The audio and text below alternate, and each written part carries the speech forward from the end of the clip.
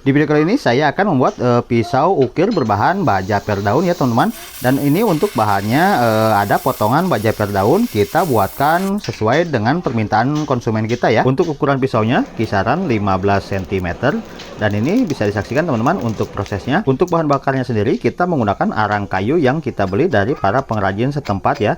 Dan ini bisa disaksikan teman-teman untuk proses pembuatannya cukup simpel sekali ya. Kita tempa dulu bagian ujung bilahnya, kita sesuaikan dengan kebutuhan ataupun permintaan konsumen kita ya. Ketebalan bilahnya kisaran 4 mm menipis ke ujung, dan untuk lebarnya sendiri kisaran 2,5 sampai dengan 3 cm ya teman-teman. Dan untuk proses pembuatannya sendiri memakan waktu kisaran setengah jam ataupun 30 menit ya. Oke, ini kita lanjut ke proses pembuatan paksinya ya teman-teman. Usahakan untuk paksinya sendiri kita kasih panjang agar tidak mudah copot di gagangnya sendiri ya. Sekedar informasi untuk teman-teman yang sudah memesan di saya, mohon maaf ya, untuk pesanannya belum bisa saya kirim satu persatu dikarenakan ada kendala yang tidak mungkin saya akan ceritakan di sini ya. Adapun dari teman-teman yang ingin memesan ke saya, mohon maaf sekali ya, untuk saat ini kita belum bisa menerima pesanan dikarenakan banyak pesanan yang pada belum selesai. Setelah semisal nanti sudah selesai, teman-teman bisa ya pesan ke saya dengan cara cukup menghubungi saya nanti via WhatsApp. Saya akan simpan nomor saya di bio profil ya teman-teman. Jadi untuk saat ini saya mohon maaf sekali ya untuk teman-teman yang mau pesan ke saya. Mohon maaf sekali saya belum bisa melayaninya. Oke, lanjut kita ke proses perapihan bagian paksinya teman-teman. Kita kasih ukiran sedikit ataupun variasi sedikit ya. Lanjut kita ke proses pembentukan bagian punggung dan mata tajamnya ya. Dan ini kita rapikan dulu bagian punggungnya, lanjut kita ke proses perapian bagian mata bilahnya ya. Dan ini untuk jenis pisau ukir ini sendiri tajamnya diperlukan hanya di ujungnya saja ya teman-teman. Jadi cukup simpel dan mudah juga, untuk proses penggerindaannya tidak akan terlalu lama. Akan tetapi usahakan ya untuk proses kerapihannya kita usahakan nomor satu, jangan sampai istilahnya banyak legokan ataupun bekas palu di bilahnya sendiri ya. Seperti biasa kita gerinda terlebih dahulu memakai gerinda besar supaya mempercepat proses pengerjaannya. Kita ratakan terlebih dahulu ya. Lanjut nanti kita ke pemolesan, dan ini teman-teman untuk pemolesannya seperti biasa kita menggunakan grit 60.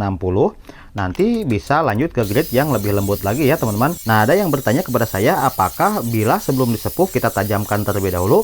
Betul ya, kalau saya sendiri kita lebih memilih menajamkannya terlebih dahulu agar nanti pas proses finishingnya tidak terlalu susah ataupun tidak memakan waktu yang lama ya teman-teman.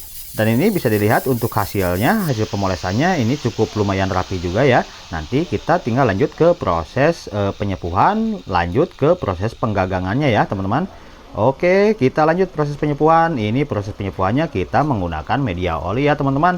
Bisa diperhatikan untuk cara penyepuhannya. Kalau saya seperti ini ya. Usahakan untuk proses penyepuhan dengan menggunakan media oli, si bilah tersebut kita bakar harus benar-benar matang ya. Dikarenakan untuk media oli sendiri untuk peredaman panasnya tidak terlalu signifikan ya. Beda lagi kalau dengan media air. Kalau media air dia pendinginannya sekaligus. Dan ini ya bisa disaksikan untuk proses perendamannya seperti ini. Teman-teman bisa coba di rumah ya.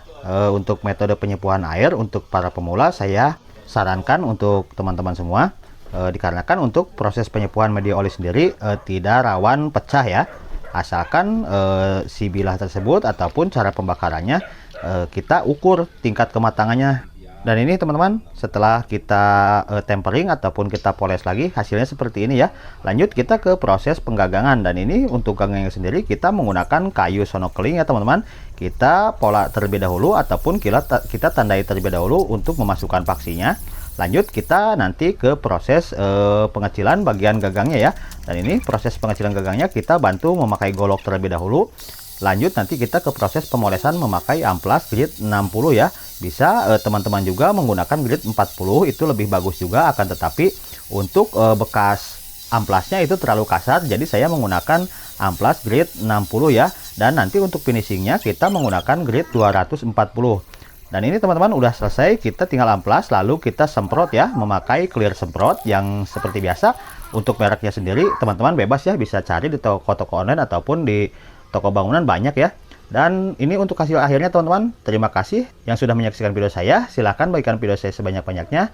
Assalamualaikum warahmatullahi wabarakatuh.